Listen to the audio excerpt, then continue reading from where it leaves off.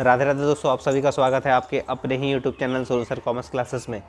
तो part A का company account से रिलेटेड हम लोग शेयर और डिवेंचर का सारे मल्टीपल क्वेश्चन डिस्कस कर चुके हैं। तो आज आपको बताने जा रहे हैं पार्ट बी से सारे चैप्टर्स का आपको आज डिस्कस करके बताऊंगा। फिर बहुत ही इत्मीनान से आपको बताऊंगा पार्टनरशिप चैप्टर का जो आपका पार्ट ए का कॉन्सेप्ट है, उसमें आपको सारी चीज़ बताया जाएगा। तो चलिए फ़िलहाल वीडियो को हम लोग शुरू करते हैं। तो पार्ट बी का कॉन्सेप्ट हम लोग देखेंगे अभी, जो आपको चैप्टर्स दिया गया है। तो पहला जो चैप्टर है आपका पार्ट बी में, उसका नाम है कंपनी का वित्तीय विवरण, स्थिति विवरण। कंपनी का वित्तीय विवरण, स्थिति विवरण तथा लाभ हानि का विवरण। तो यह आपको यानी financial statement of a company, balance sheet and statement of profit and loss, ये चैप्टर से आपको कुछ क्वेश्चंस आपको बताया जाएगा, मल्टीपल चॉइस क्वेश्चन से। इन डेप्थ क्वेश्चन पूछा जा रहा है क्योंकि इकोनॉमिक्स क्वेश्चन में इकोनॉमिक्स का बहुत ही इन डेप्थ क्वेश्चन पूछा गया था और उम्मीद है आप लोग सही सॉल्व किए होंगे। तो उसी तरह से अकाउंट्स में भी आपको इन डेप्थ क्वेश्चन मिलने का चांसेस है, तो इसीलिए आप पूरा मल्टीपल चॉइस पढ़ के जाइएगा। तो जैसे आपको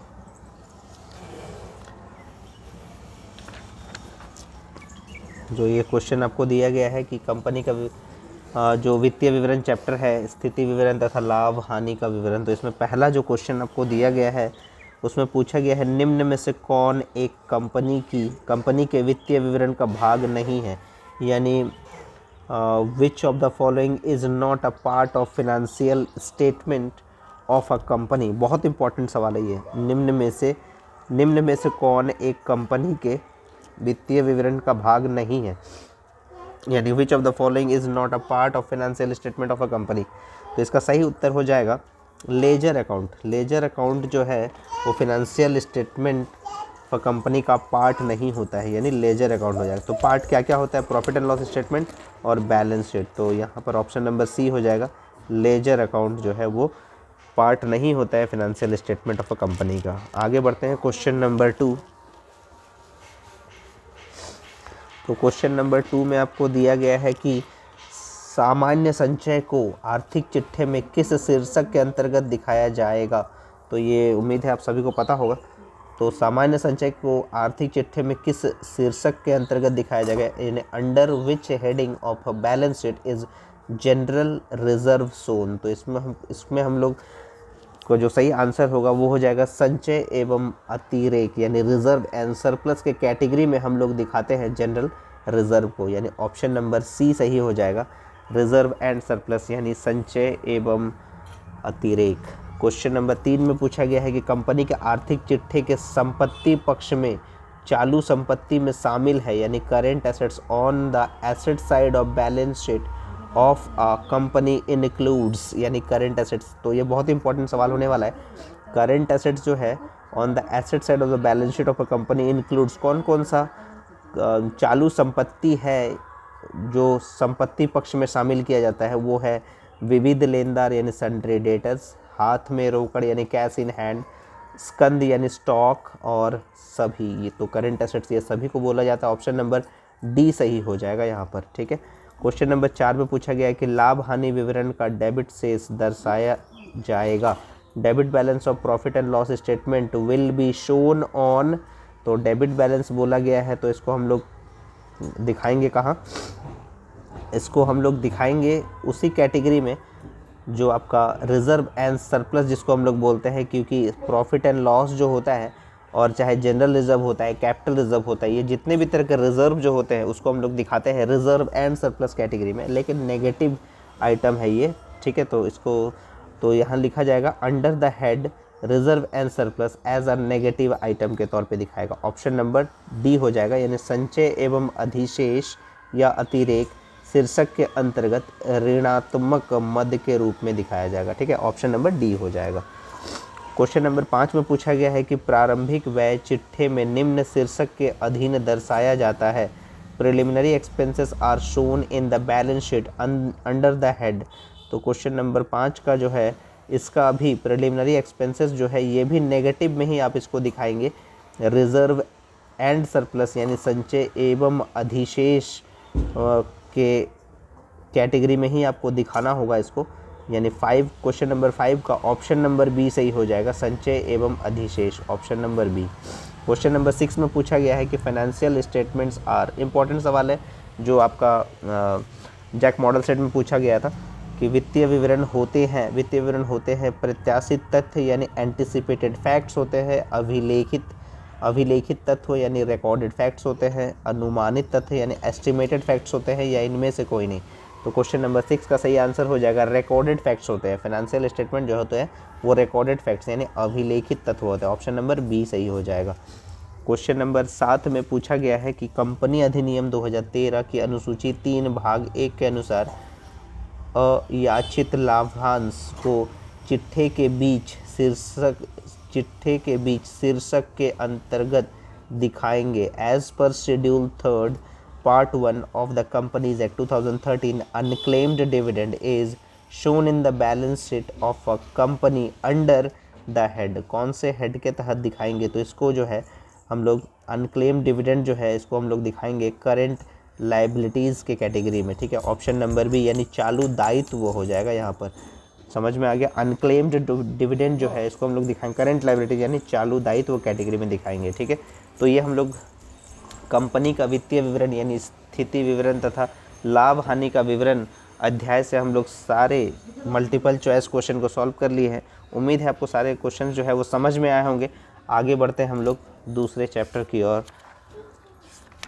तो दूसरा चैप्टर का जो नाम है इसका नाम है एनालिसिस ऑफ फाइनेंशियल स्टेटमेंट यानी वित्तीय विवरणों का विश्लेषण। तो वित्तीय विवरणों का विश्लेषण में कुछ क्वेश्चंस आपसे पूछा गया है।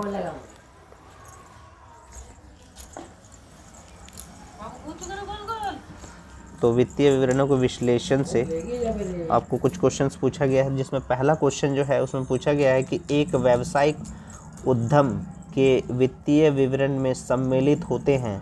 एक व्यावसायिक उद्यम के वित्तीय विवरण में सम्मिलित होते हैं the financial statement of business enterprise include, यानी जो पूछा गया है the financial statement of A business enterprise include, क्या क्या इंक्लूड करता है? Balance sheet, profit and loss account, cash flow statement या ऑल ऑफ द अबव। तो यहाँ पर जो है चिट्ठा, तुलन पत्र यानी बैलेंस शीट, लाभ व हानि खाता यानी profit and loss account, cash flow statement यानी रोकड़ प्रविवरण, उपयुक्त सभी यानी ऑल ऑफ द अबव। तो ये सभी को हम लोग सम्मिलित करते हैं, ऑप्शन नंबर डी सही हो जाएगा क्वेश्चन नंबर 1 का, जिसमें पूछा गया था कि एक व्यावसायिक उद्यम के वित्तीय विवरण में सम्मिलित होते हैं ये सभी, बैलेंस शीट भी, प्रॉफिट एंड लॉस भी, कैश फ्लो स्टेटमेंट भी। तो यानी ऑप्शन डी हो जाएगा उपयुक्त सभी। क्वेश्चन नंबर 2 में पूछा गया कंपनी की वार्षिक रिपोर्ट को निर्गमित किया जाता है। ये भी बहुत इंपॉर्टेंट सवाल है क्योंकि आपको ये भी पूछा गया था मॉडल सेट में। कंपनी की वार्षिक रिपोर्ट को निर्गमित किया जाता है। An annual report is issued by company to its, यानी कंपनी की वार्षिक रिपोर्ट को निर्गमित किया जाता है। An annual report is issued by company to its, यानी किसे निर्गमित किया जाता है, ठीक है। तो ये जो ऑप्शन है ये शेयर होल्डर्स हो जाएगा यानी अंशधारकों के लिए, ताकि वो फिनेंशियल पोजीशन देख सके कि कंपनी का फिनेंशियल पोजीशन कैसा है। तो क्वेश्चन नंबर 2 का ऑप्शन नंबर सी हो जाएगा, अंशधारकों के लिए यानी शेयर होल्डर्स के लिए, ऑप्शन नंबर सी।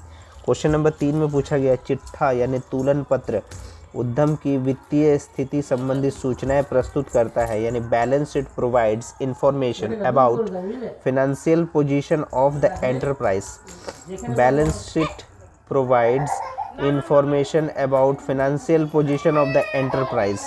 तो इसका जो सही आंसर हो जाएगा क्वेश्चन नंबर 3 का ऑप्शन नंबर ए हो जाएगा, दी गई विशेष अवधि पर at a point of time, ठीक है। दी गई विशेष अवधि पर यानी ऑप्शन नंबर ए हो जाएगा, दी गई विशेष अवधि पर at a point of time, option number A. Question number 4 में पूछा गया है कि लाभ व हानि विवरण को डैश भी कहते हैं। Profit and loss statement is also called, profit and loss statement is also called, इसको हम लोग बोलते हैं इनकम स्टेटमेंट भी बोला जाता है, यानी आय विवरण भी बोलते हैं, ऑप्शन नंबर बी हो जाएगा क्वेश्चन नंबर 4 का, ठीक है। तो लाभ व हानि विवरण को क्या कहा जाता है? आय विवरण भी कहा जाता है, यानी profit and loss statement is also called income statement. Question number 5 में पूछा गया है कि निम्नलिखित में से कौन वित्तीय विश्लेषण की सीमा नहीं है, यानी which of the following is not a limitation of financial analysis.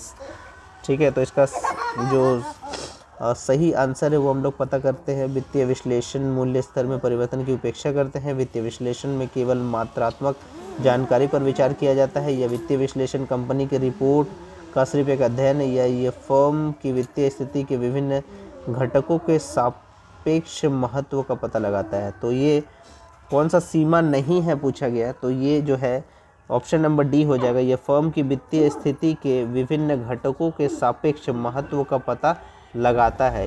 It ascertain the relative important of different component of the financial position of the firm हो जाएगा। ठीक है, ये सीमा नहीं है, ऑप्शन नंबर डी हो जाएगा। तो ये चैप्टर का जो नाम था वो वित्तीय विवरण का विश्लेषण था। तो ये चैप्टर भी हम लोग कंप्लीट कर चुके हैं। अब आपको नेक्स्ट चैप्टर आपको बता रहे हैं जिसका नाम है वित्तीय विवरण विश्लेषण के उपकरण यानी तुलनात्मक विवरण, tools for financial statement analysis. इसमें 2 चैप्टर आते हैं, एक कंपैरेटिव स्टेटमेंट और एक कॉमन साइज, दोनों को अभी डिस्कस करेंगे। तो फिलहाल हम लोग इसको कंपैरेटिव स्टेटमेंट को डिस्कस कर लेते हैं कि इसमें किस तरह का मल्टीपल चॉइस क्वेश्चन आपसे पूछा जाता है। तो देखिए इसमें जो पूछा गया है,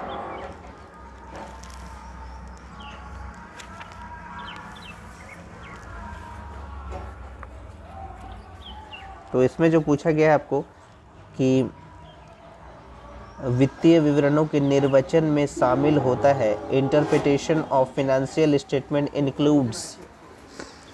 interpretation of financial statement includes यानी वित्तीय विवरणों के निर्वचन में शामिल होता है। तो क्या शामिल होता है यहाँ पर? तो क्वेश्चन नंबर 1 का जो है यहाँ पर आलोचना एवं विश्लेषण यानी क्रिटिसिज्म एंड एनालिसिस, तुलना एवं प्रवृत्ति अध्ययन यानी कंपैरिजन एंड ट्रेंड स्टडी, निष्कर्ष निकालना, ड्राइंग कंक्लूजन या उपरोक्त सभी। तो इसका सही आंसर हो जाएगा उपरोक्त सभी यानी all of the above, option number D हो जाएगा। क्वेश्चन नंबर 2 में पूछा गया है कि क्षैतिज विश्लेषण जाना जाता है यानी horizontal analysis is known as, यानी और एक नाम कौन सा दे सकते हैं, उसमें कौन सा नाम से और भी जाना जाता है? तो क्वेश्चन नंबर 2 का जो है सही आंसर हो जाएगा हॉरिजॉन्टल एनालिसिस को हम लोग डायनामिक एनालिसिस के नाम से भी जानते हैं यानी गतिशील विश्लेषण के नाम से भी जानते हैं। तो याद रखिएगा हॉरिजॉन्टल एनालिसिस का दूसरा नाम क्या है? Dynamic analysis. क्वेश्चन नंबर 2 का ऑप्शन नंबर ए सही हो जाएगा।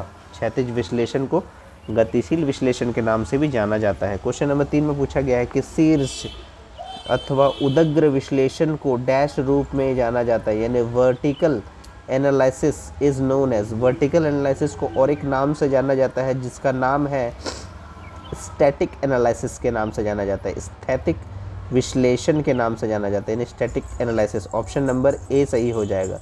शीर्ष या उदग्र विश्लेषण को डैश रूप में जाना जाता है यानी vertical analysis is known as static analysis.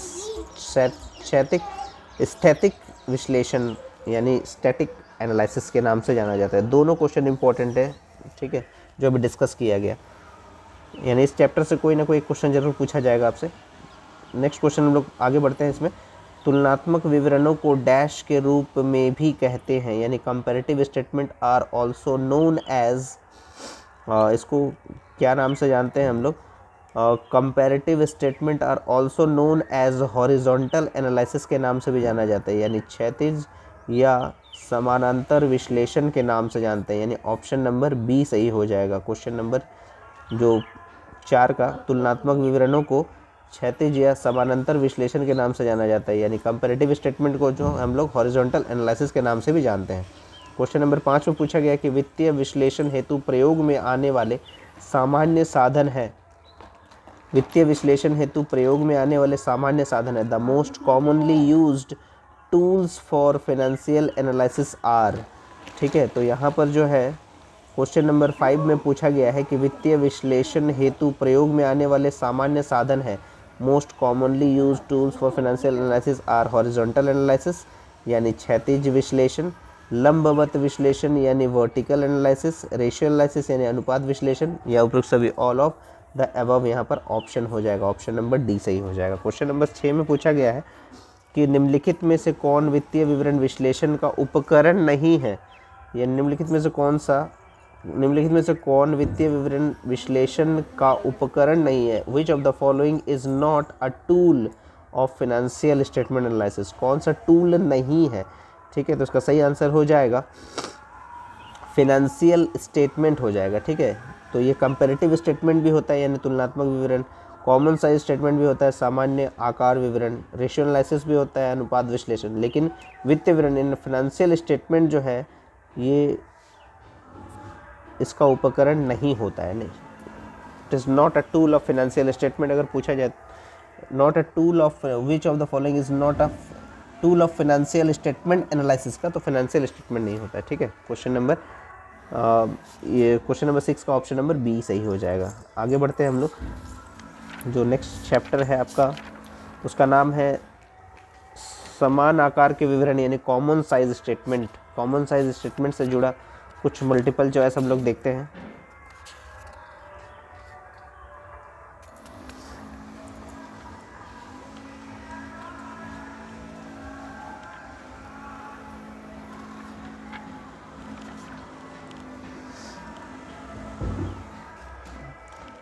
जी बस 4 ही मल्टीपल चॉइस क्वेश्चन आपको इसमें दिया गया है इस चैप्टर से, तो इसमें से भी एक क्वेश्चन आता है, तो ध्यान दीजिएगा इसमें भी।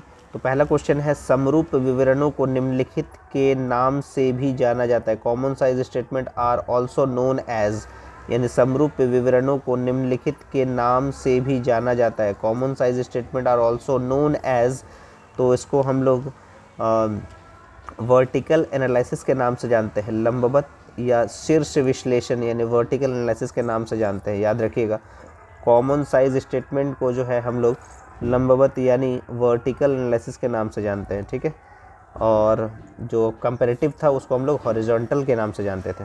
आगे बढ़ते हैं क्वेश्चन नंबर 2 में, समान आकार के आय विवरण का सामान्य आधार होता है। The common base of the income statement is, तो यहाँ पर जो है क्वेश्चन नंबर 2 का सही आंसर हो जाएगा the common base of the income statement is revenue from operation, यानी प्रचलन से आय, रेवेन्यू फ्रॉम ऑपरेशन होता है। ऑप्शन नंबर ए सही हो जाएगा क्वेश्चन नंबर 2 का, ठीक है। आगे बढ़ते हैं क्वेश्चन नंबर 3 में, समान आकार के स्थिति विवरण में कुल समता एवं दायित्व को किसके बराबर माना जाता है। बहुत इंपॉर्टेंट सवाल है ये वाला भी जो पढ़ रहे हैं अभी।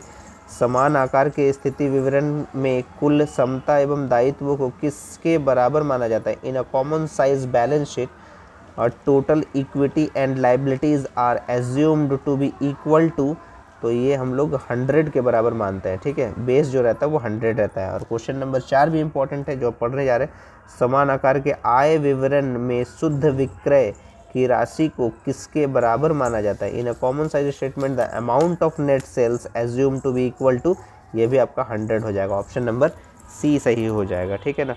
तो ये समान आकार के विश्लेषण के बाद हम लोग अगला चैप्टर जो है जिसका नाम है अकाउंटिंग रेशियो यानी लेखांकन अनुपात, उससे संबंधित कुछ हम लोग मल्टीपल चॉइस यानी बहुविकल्पीय प्रश्न देखेंगे। तो उम्मीद है आपको एग्ज़ाम में ये हेल्प करे, बहुत सारे क्वेश्चंस आ जाए जो आपको बता रहे हैं आज। वीडियो ज़रूर देखिएगा, आप लोग मिस मत कीजिएगा। और जिनका छूट गया है वो सोनू सर कॉमर्स क्लासेस में जाके एक बार ज़रूर वीडियो चेक कर लीजिएगा कि कौन सा नया वीडियो अपलोड किया गया है आपके अकाउंट्स एग्ज़ाम के लिए। तो चलिए आपको बताते हैं अकाउंटिंग रेशियो यानी लेखांकन अनुपात से संबंधित कुछ प्रश्न। तो पहला क्वेश्चन पूछा गया है इसमें कि संचालन अनुपात है यानी ऑपरेटिंग रेशियो इज़, तो यहाँ पर जो है ऑपरेटिंग रेशियो जो होता है, ऑपरेटिंग रेशियो जो होता है वो हमेशा प्रॉफिटेबिलिटी रेशियो होता है यानी लाभप्रदता अनुपात होता है, ठीक है। ऑपरेटिंग रेशियो जो होता है वो किसके अंडर में आता है, प्रॉफिटेबिलिटी रेशियो में आता है, ठीक है। ऑप्शन नंबर ए सही हो जाएगा क्वेश्चन नंबर 1 का। क्वेश्चन नंबर 2 में पूछा गया कि लाभप्रदता अनुपात को सामान्यतः प्रदर्शित किया जाता है। तो जितने भी आपका प्रॉफिटेबिलिटी रेशियो वाला जो आंसर्स होते हैं वो परसेंटेज में होते हैं यानी प्रतिशत में होते हैं, ठीक है ना। याद रखिएगा ना याद रखेंगे आप लोग।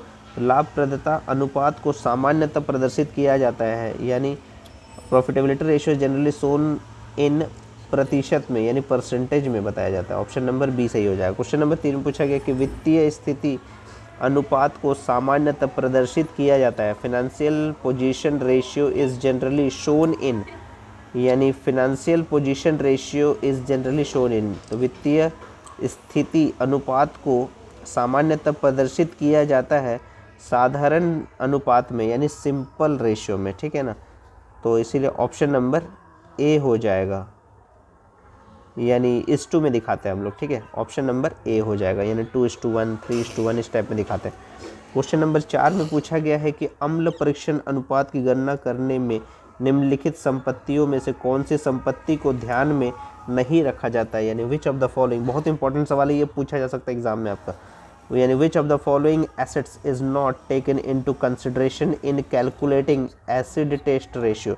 एसिड टेस्ट रेशियो का दूसरा नाम होता है लिक्विड रेशियो, ठीक है ना, और तीसरा नाम होता है quick ratio.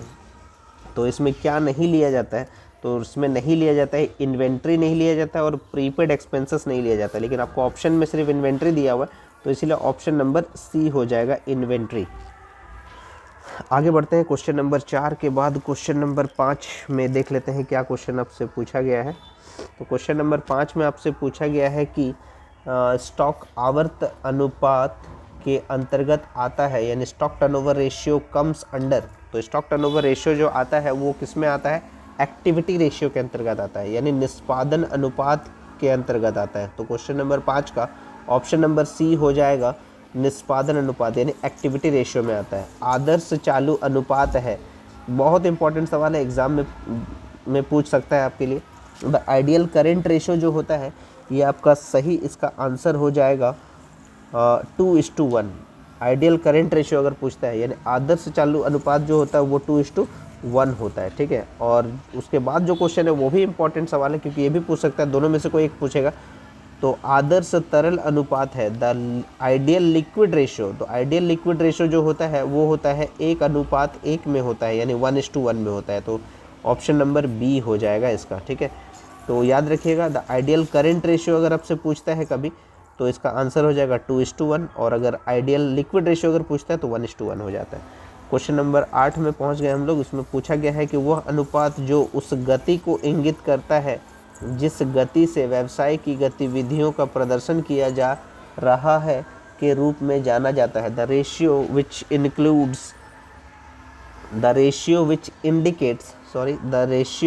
Which indicate the speed at which activity of the business are being performed are known as। तो इसका सही आंसर हो जाएगा टर्नओवर रेशियो, बोलते हैं उसको हम लोग, क्या बोलते हैं, आवर्त अनुपात, यानी turnover ratio. Option number B सही हो जाएगा। क्वेश्चन नंबर 9 में पूछा गया है कि ऋण समता अनुपात दीर्घकालीन ऋण और समता के बीच संबंध को मापता है। सामान्यतः इसे सुरक्षित माना जाता है यदि ऋण समता अनुपात है, यानी डेप्ट equity ratio measures the relationship between long term debt and equity. Normally it is considered to be safe if debt equity ratio अगर कौन सा उसका, जैसे आपको आइडियली पूछा जाता है कि कौन सा वैल्यू आना चाहिए उसमें, तो क्वेश्चन नंबर 9 का जो सही आंसर हो जाएगा वो है 1:1 अगर आ गया तो यानी वो सेफ माना जाता है, ठीक है। तो क्वेश्चन नंबर 9 का ऑप्शन नंबर ए हो जाएगा 1:1 डेप्ट और इक्विटी का। क्वेश्चन नंबर 10 में आपसे पूछा गया है कि एक कंपनी का चालू अनुपात अगर 2:1 है, निम्नलिखित में से कौन सा लेन देन अनुपात को घटाएगा, ठीक है ना। The current ratio of a company is 2:1, which of the following transactions would decrease the ratio. तो यहाँ ऑप्शन दिया गया, purchase of goods worth ₹80,000 on cash, sale of furniture worth ₹50,000, purchase of goods worth ₹50,000 on credit, paid creditors 40,000। तो creditors से तो कोई मतलब नहीं है यहाँ पर हम लोग को, ठीक है, क्योंकि अच्छा क्रेडिटर्स से तो मतलब है यहाँ पर करंट लायबिलिटी हो जाता है, पेड क्रेडिटर्स कर दिया गया है, ठीक है। लेकिन यहाँ पर देखिए एक कैश यहाँ भी है और सेल ऑफ फर्नीचर जो है ये भी कैश में हुआ है, तो एक क्रेडिट भी है। तो उधारी वाला जो ट्रांजेक्शन है ये जो है करेंट रेशियो का जो रेशियो को डिक्रीज़ करने में बहुत अहम भूमिका निभाएगा, क्योंकि यहाँ पर क्या हो जाएगा, क्रेडिट, तो इसमें सही आंसर हो जाएगा ऑप्शन नंबर सी हो जाएगा, यानी उधारी पर 50,000 के सामान का खरीद। ठीक है, ऑप्शन नंबर सी। तो ये हो गया लेखांकन अनुपात से संबंधित कुछ मल्टीपल चॉइस क्वेश्चन। और एक लास्ट आपका चैप्टर बचा हुआ है जिसका नाम है कैश फ्लो स्टेटमेंट। तो उससे संबंधित कुछ हम लोग मल्टीपल चॉइस क्वेश्चन देख लेते हैं। कैश फ्लो स्टेटमेंट यानी रोकड़ प्रवाह विवरण का। तो रोकड़ प्रवाह विवरण में आपको कुछ क्वेश्चंस पूछा गया है। तो पहला क्वेश्चन देख लेते हैं क्या दिया गया है। निम्नलिखित में से कौन रोकड़ बहिर्वाह नहीं है, यानी which of the following is not a cash outflow. कौन सा कैश आउटफ्लो नहीं है, ठीक है ना। तो इसका सही आंसर क्या हो जाएगा यहाँ पर देख लेते हैं हम लोग पहले option. Increase in creditors, increase in stock, increase in prepaid expenses और नन ऑफ दीज। तो यहाँ पूछा गया है कि विच of the following is not a cash outflow. कौन सा कैश आउटफ्लो नहीं है, ठीक है। तो कैश आउटफ्लो जो है वो क्रेडिटर्स का बढ़ना जो है वो कैश आउटफ्लो नहीं होता है, क्योंकि ये क्या है, लाइबिलिटीज़ है। और ये जितने भी है सब एसेट्स है, प्रीपेड एक्सपेंसेस और ये आपका स्टॉक। तो यानी जो क्रेडिटर्स है यानी लेनदारों में वृद्धि जो है ये आपका कैश आउटफ्लो नहीं है। तो ऑप्शन नंबर ए सही हो जाएगा। क्वेश्चन नंबर 2 में पूछा गया है कि रोकड़ प्रवाह विवरण आधारित है, यानी बहुत इंपॉर्टेंट सवाल है ये। Cash flow statement is based upon. तो कैश फ्लो स्टेटमेंट जो है ये किस पे बेस्ड है। तो कैश फ्लो स्टेटमेंट जो है ये कैश बेसिस ऑफ अकाउंटिंग पे बेस्ड है, ठीक है। क्वेश्चन नंबर 2 का ऑप्शन नंबर बी हो जाएगा, लेखांकन के रोकड़ आधार पर, यानी cash basis of accounting, option number B. Question number 3 में पूछा गया निम्नलिखित में कौन रोकड़ अंतर्वाह नहीं है, विच of the following is not a cash inflow, यानी कैश इनफ्लो नहीं है, ठीक है ना। क्वेश्चन नंबर 3 के लिए तो कौन सा कैश इनफ्लो नहीं है, तो यहाँ पर हो जाएगा डिक्रीज़ इन क्रेडिटर्स, डिक्रीज़ इन क्रेडिटर्स यानी लेनदारों में जो कमी होती है, यानी एक क्रेडिटर्स का इंक्रीज़ था, इसको हम लोग बोले थे कि ये कैश आउटफ्लो नहीं है। और ये कैश इनफ्लो नहीं है अगर कोई लाइबिलिटी में अगर कमी हो जाती है, अगर कोई लाइबिलिटी अगर घट जाती है तो उसको हम लोग बोलेंगे कि ये कैश इनफ्लो नहीं है, ठीक है। आगे बढ़ते हैं हम लोग क्वेश्चन नंबर 4 की ओर। तो रोकड़ प्रवाह विवरण तैयार किया जाता है, cash flow statement is prepared from additional information, statement of profit and loss account, balance sheet या ऑल ऑफ द अबव। तो क्वेश्चन नंबर 4 का सही आंसर हो जाएगा इनमें से सभी, यानी ऑल ऑफ द अबव हो जाएगा, ठीक है। Cash flow statement is prepared from additional information, statement of profit and loss, balance sheet, ये सभी हो जाएगा, ठीक है। ऑप्शन नंबर डी हो जाएगा। क्वेश्चन नंबर 5 में पूछा गया निम्न में से कौन एक गैर रोकड़ मद नहीं है, which one of the following is not a non cash item. कौन सा एक नॉन कैश आइटम नहीं है, ठीक है। तो नॉन कैश आइटम में क्या क्या है वो पहले बता दे रहे। गुडविल रिटर्न ऑफ जो है वो नॉन कैश आइटम है आपका, और ये आपका प्रोविज़न फॉर बैड डेट जो है ये आपका नॉन कैश आइटम में है, और डिप्रिशिएशन आपका नॉन कैश आइटम में है। तो नॉन कैश आइटम नहीं है वो है कैश सेल्स, ठीक है। ऑप्शन नंबर ए सही हो जाएगा। क्वेश्चन नंबर 5 का option number A. Question number 6 में पूछा गया कि cash flow statement is related to, रोकड़ प्रवाह विवरण संबंधित है, कौन सा अकाउंटिंग स्टैंडर्ड से संबंधित है। याद रखिएगा हमेशा अकाउंटिंग स्टैंडर्ड 3 से संबंधित है, AS3, ऑप्शन नंबर ए हो जाएगा। क्वेश्चन नंबर 7 में पूछा गया निम्न में से किस लेन देन से रोकड़ प्रवाह होगा, यानी which of the following transaction will result into flow of cash. Flow of cash किस में होगा वो देख लेते हैं। बैंक में 40,000 रुपये जमा किए गए, डिपॉजिट 40,000 इंटू बैंक, ये कैश एंड कैश इक्विवेलेंट हो जाएगा। बैंक से 54,000 रुपये का आहरण किया गया, विदड्रॉ कैश फ्रॉम बैंक, ये भी आपका कैश एंड कैश इक्विवेलेंट हो जाएगा। 25,000 के विक्रय निवेशों को सब मूल्य पर बेचा, यानी sold marketable securities 25,000 at par, ये भी आपका कैश एंड कैश इक्विवेलेंट हो जाएगा। और एक दिया हो गया है आपको 50,000 पुस्तक मूल्य की मशीनरी को 10,000 के लाभ में बेचा गया, sold machinery book value of ₹50,000 of gain of ₹10,000। तो ये आपका यही ऑप्शन हो जाएगा आपका, जिससे आपको पता चलता है कि ये फ्लो ऑफ कैश है, ऑप्शन नंबर डी हो जाएगा, ठीक है। उम्मीद है आपको कैश फ्लो का जो है सारा जो मल्टीपल चॉइस क्वेश्चन है समझ में आ गया होगा। तो पार्ट बी का जितना भी आपको चैप्टर बता दिया गया, उम्मीद है एक बार आप फिर से रिवीजन कर लीजिएगा, तो आपका एक एक चीज़ आपका क्लियर हो जाएगा और एग्ज़ाम में जो भी क्वेश्चन आएगा उसका आंसर आप सही तरह से लिख पाएंगे, ठीक है। तो अगर आपको वीडियो पसंद आ रहा है तो ज़्यादा से ज़्यादा शेयर करें अपने दोस्तों में और लाइक करें, और जुड़े रहिए इसी तरह सोनू सर कॉमर्स क्लासेस के साथ, क्योंकि आपको नेक्स्ट वीडियो में आपको बताने वाले हैं पार्टनरशिप से रिलेटेड सारे क्वेश्चंस। जो आपका पार्ट ए में था, पार्ट ए का कंपनी अकाउंट का हम लोग सारे क्वेश्चन डिस्कस कर चुके थे, और नेक्स्ट वीडियो मिस मत कीजिएगा, क्योंकि आपको पार्टनरशिप का हर एक क्वेश्चन आपको बताया जाएगा। तब तक के लिए राधे राधे दोस्तों।